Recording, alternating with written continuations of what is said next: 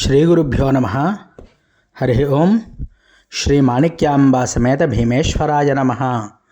వాగర్ధావివ సంపృక్తౌ వాగర్ధ ప్రతిపత్తయే జగతః పితరౌ వందే పార్వతీ పరమేశ్వరౌ.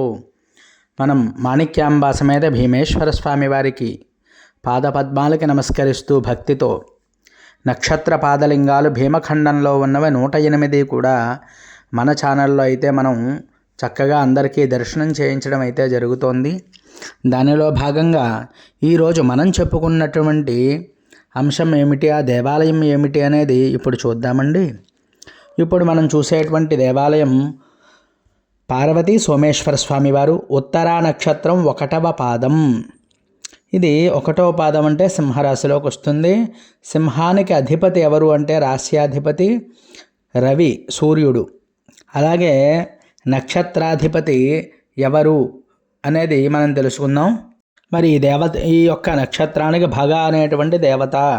అలాగే ఇది ఎక్కడ ఉంది అంటే పందలపాక అనేటువంటి గ్రామంలో ఈ యొక్క స్వామివారి దేవాలయం అయితే మనకు ఉన్నది. ఈ పందలపాక అనేది ఎలా వెళ్ళాలి అనేది ఇప్పుడు మనం చూద్దామండి. మనం ద్రాక్షారం నుంచి అయితే మరి ద్రాక్షారం నుంచి మనం మాచవరం అనేటువంటి గ్రామానికి చేరుకోవాలి. ఆ మాచవరం నుంచి కనుకను కొంచెం మనం ఎదరికి వెళ్ళినట్లయితే రాయవరం అనేటువంటి ఊరు వస్తుంది. ఆ రాయవరం నుంచి ఇంకా ఎదరికి వెళ్ళిపోయినట్లయితే తొస్సుపూడి అనేటువంటి గ్రామం వస్తుంది.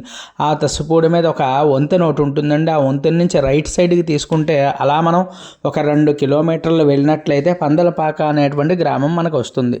ఆ పందలపాకలో ఎవరు అడిగినా సరే శివాలయం అంటే ఎవరైనా చెప్తారు. స్వామివారి పేరు పార్వతీ సోమేశ్వరుడు. అంటే ఇది కాకుండా గోదావరి ఒడ్డున అయితే నది ఒడ్డున ఇంకో దేవాలయం ఉంటుంది. అది వేరే ఒక లింగం మాత్రం ఉంటుంది. అది కాకుండా ఇదైతే చాలా మనకి ఎవరైనా చెప్తారు. ఊళ్ళో దేవాలయం శివాలయం అంటే ఎవరైనా చెప్తారు. అక్కడికి వెళ్ళినట్లయితే స్వామివారి దర్శనం అయితే మనకి లభిస్తుందండి. ఎందువల్ల అంటే చాలా పురాతనమైనటువంటి ఆలయం కూడా ఇదేను. అందువల్ల నక్షత్ర పాదలింగం అన్నమాట ఇది. అందువల్ల ఉత్తరా నక్షత్రం 1వ పాదం వారు ఖచ్చితంగా దర్శనం చేసుకోవలసినటువంటి లింగం మరి స్వామివారు పార్వతీ సోమేశ్వర స్వామివారు. అలాగే మరి ఇక్కడ దర్శనం చేసుకున్నట్లయితే మనకి నక్షత్ర దోషాలు నవగ్రహ దోషాలు కూడా తొలగిపోతాయి. ఉత్తరా నక్షత్రం వారు ఖచ్చితంగా వెళ్ళి దర్శనం చేసుకోవలసినటువంటి లింగము. అలాగే ఈ 1వ పాదం సింహరాశిలోకే వస్తుంది కాబట్టి మనకి సూర్యగ్రహ దోషాలున్నా కానీ మనకి తొలగిపోతాయండి.